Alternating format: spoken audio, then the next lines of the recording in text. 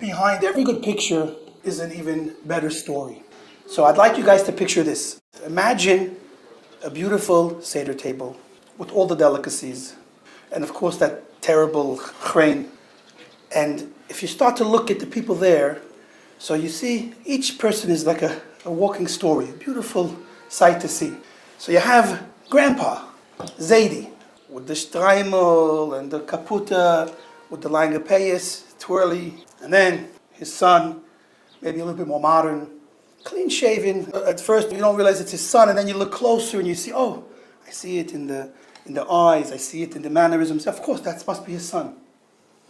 A generation later, the grandson, you start to look and be like, wait a minute, he doesn't look like either of them. Where'd the earrings come from? Where'd the spiked hair, the tattoos, what's going on over here? He doesn't look like anybody, but if you look closer, you see, oh, that's the grandson.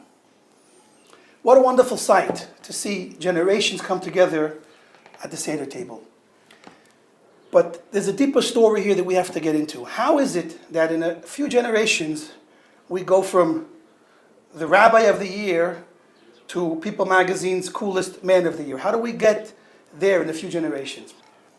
The point of Seder night is much deeper than we realize. Imagine the first Seder night. Jews were in Egypt, dealing with the struggles of Galut, Mitzrayim, Paro, and the wicked people, and all of the things they were going through. That night was very meaningful and special to them because that was their life. That was on the front page and every page of their newspaper that day. And imagine the next Pesach. In the desert, they celebrated another Pesach. Again, Jewish people with Hashem surrounding them every second, celebrating their redemption from Egypt. That was also very special and very current. And everybody participated and everybody had what to appreciate in that Pesach Seder. Thousands of years later, how do we keep that fire alive? So unfortunately, when the heart and soul of the Pesach Seder and the Pesach experience dwindles, so we see this transformation from Rabbi Friedman to John Fried, or John whatever. And that's what I want to speak about. The rabbis tell us, and we even read it in the Haggadah, that Chayev Adam lirot et atzmo ki'ilu hu yatsa miMitzrayim. A person is obligated to see it as if he himself went out of Egypt. Now that's interesting. Imagine, the halacha says that you have to see yourself as you went out of Egypt. You know, I would respond, or someone might respond, don't tell me what to do. But they're not telling you, you better do this or else.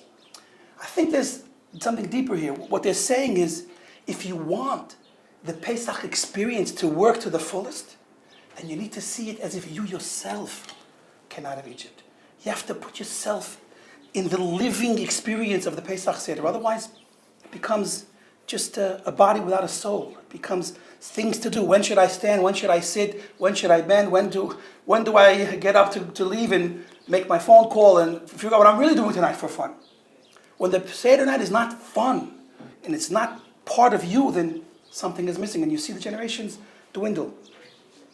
So the idea here and the wonderful advice that the rabbis are giving us is to see you as if you yourself are going out of Egypt, is to realize how to make that story, the Pesach story, a story relevant to you now and relevant to you tomorrow.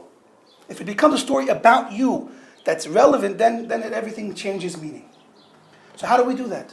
How do we make the story relevant to me? So we think that Mitzrayim and the concept of going out of Mitzrayim is something that happened once a long upon a time ago. That's not so. Going out of Egypt is something that has to happen right now. Let me tell you, most kids today grow up, they don't realize they're in Egypt. They're in Egypt. Egypt is happening right now. We, the Jewish people, are in Egypt. Most people will say, what do you mean we're in Egypt? I'm very happy where I am. That's part of the problem. You go to LA, New York, that's really Mitzrayim. France, England, that's another Mitzrayim. Jewish people, when they're not where they belong, when not in their home, that's Mitzrayim. And the people have to realize that where they are is not their home. You know, there's an interesting idea that the rabbis tell us about actual going out of Egypt. You might think that Hashem came to save the day and all the Jews were saved and all the Jews left and went to lived happily ever after, but that's not so. Do you know that only 1/5 of the Jews in Egypt actually left Egypt? 4/5. Most of the Jews didn't even make it out. They ended up, unfortunately, dying in Egypt. And the question is, how come? If Hashem came and saved the day, why didn't all of the Jews leave Egypt? You might think, well, maybe those 4/5 were very terrible and they didn't deserve to leave, but that's also not so. Because they were all the Jews at that time were guilty of sins. The angels in heaven accused those that did leave at Kriyat Yam Suf at the splitting of the sea and said, how come you're going to save them? They were worshipping idols. So even the 1/5 that left Egypt were guilty of worshipping idols. So why did what was so special about them that they got to leave and the other 4/5 didn't get to leave? What was so special? So the sad answer is simple. They didn't want to leave. That 1/5 said, we want to leave. And they got up and they left in haste, trusting in Hashem and running into a desert. The other 4/5 didn't want to leave. They didn't want to leave, so they didn't. They had excuses, reasons, all different ideas. Now, you hear such a story and you say, how could it be that 4/5 didn't follow Hashem into the desert? How could that be? Well, let me ask you, how different are we today? How different are we today? Imagine Mashiach is finally here. Unbelievable news. He knocks on the door, beautiful mansion with a couple of cars. Open the door, how you doing? Who are you? I'm Mashiach. Great. We've been waiting for you for thousands of years. What can I do for you, Mashiach? He says, well, it's time to leave. It's time to go back to Israel. It's time for the redemption. It's time to go out of the Mitzrayim that we're all in today. So you think for a minute and be like, that's unbelievable news, but this is the problem. I'm a little bit, my house is for sale right now and I'm in the middle of negotiating the deal and it's very important. It's a lot of money that I'm about to make and also there's a few business deals that I'm in the middle of and let's not forget my son. It's the middle of football season. He's so excited. He's finally getting the hang of, how it goes. He's the quarterback, So it's possible, Mashiach, maybe you could come back in about maybe 6 months, a year. I'm sure by then I'll be ready to leave. Now, maybe we won't all answer that way. That might be an exaggeration. But let's ask ourselves, how many of us are really ready to up and leave? How many of us are ready to leave the Mitzrayim that we're in? So that's really what I think is the heart of the problem, is that we're detached from who and what we really are. And therefore, we see that generation after generation, the Seder night becomes less meaningful. And the solution to this problem is to become reattached to who and what we really are. There's a heart and soul to the Seder night, and there's a heart and soul to each one of us. And when they connect, then the magic is back. I'll explain. The Jewish people in Egypt, those that merited to leave, kept 3 unique things about them. And it was in the merit, or partially in the merit of those 3 things that they actually got out. We're taught that they didn't change their name, they didn't change their dress, and they didn't change their language. Now, when you picture it, so you can imagine, a Jew that walked around in Egypt was distinctly and overtly Jewish. I could tell. He's from Bnei Israel and he's not. But that's just one level of the story. That's a simple idea. And of course, we know that we can remain Jewish externally, but that's only one level. What does it really mean to keep our names and our dress and our language? So let's start with a Jewish name. How many people today have detached themselves from the real Jewish identity that is their heritage? And how many people would rather walk around, with heritage of someone else? It's funny, being involved in Kiruv, people walk by and you can't help but judge what you see. So when you think for sure that guy's not Jewish, he surprises you and walks by and says, hey, Rabbi, Shabbat Shalom. Oh, how are you? Come here. What beautiful earrings you have. I'm glad you decided to be symmetrical with 2. Some people go with 1. You went with 2. So it's funny. The external tells also a story. When you are connected with the real Jewish identity that's been passed down from generation to generation, then you're connected. And it goes very deep. When things that are Jewish can make you excited. You're happy about them. You're interested in them. When there's no interest in the book that God wrote, but there's interest in Facebook and Google and everything else, and all the nonsense, every movie that's made up, so where is your heart? Where is your soul? Let's talk about language. What does it mean not to change your language? What is the language of a Jew?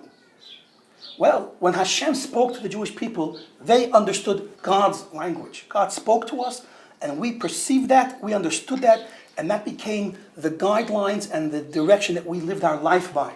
The Torah is a living Torah. The word Torah itself means instruction. There's a heart and soul in the Torah as well.